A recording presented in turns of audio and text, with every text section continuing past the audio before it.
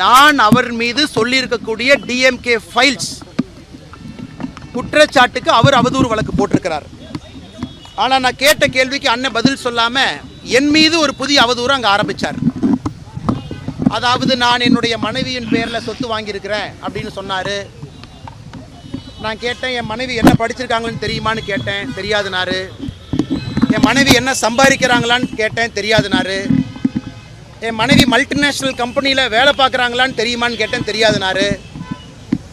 நாங்கள் வாங்கியிருக்கக்கூடிய சொத்து முழுவதும் வருமான வரித்துறை கட்டி வாங்கப்பட்ட சொத்துன்னு கேட்டேன், தெரியாதுனாரு.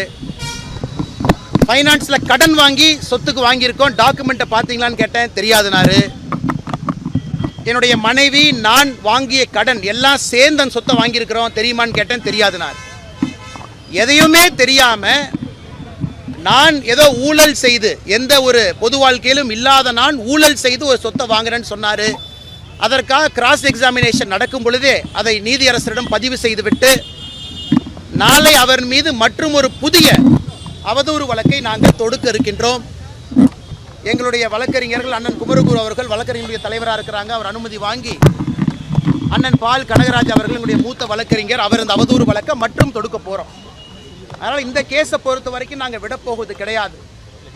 நான் அந்த அவதூறு வழக்கில் சொத்தை எப்படி வாங்கினோம், எங்களுடைய பேங்க் அக்கௌண்ட்டில் நானும் என் மனைவியும் திருமணத்திற்கு பிறகு 15 ஆண்டுகளில் எவ்வளோ சம்பாதிச்சிருக்கோம், என்னுடைய மனைவி எந்த நிறுவனத்தில் ஐஏஎம் பெங்களூரில் படித்த பிறகு மும்பையில், பெங்களூரில், சென்னையில் வேலை பார்த்த நிறுவனத்தில் வாங்கியிருக்கக்கூடிய சம்பளம், எக்ஸ்ட்ரா நாங்கள் வாங்கிய கடன் அனைத்தையும் அந்த அவதூறு வழக்கின் பொழுது பொதுவெளியில் வெளியிட இருக்கின்றோம்.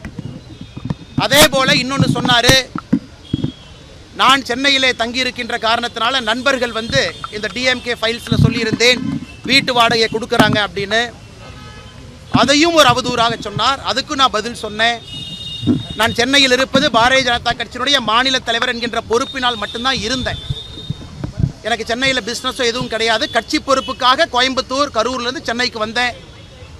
அப்போ கட்சிக்கும் நம்முடைய வீட்டுக்கும் இருக்கக்கூடிய தொடர்பு, கட்சிக்கு என்னுடைய நண்பர்கள் யாரெல்லாம் எனக்கு சார்பாக கட்சிக்கு பணம் கொடுத்துருக்குறாங்க, அந்த பணத்தை கட்சி எப்படி எனக்கு பேங்க் அக்கௌண்ட்டில் செலவு பண்ணியிருக்காங்க, எல்லாத்தையும் அந்த அவதூறு வழக்கில் கொண்டு வர போகிறோம்.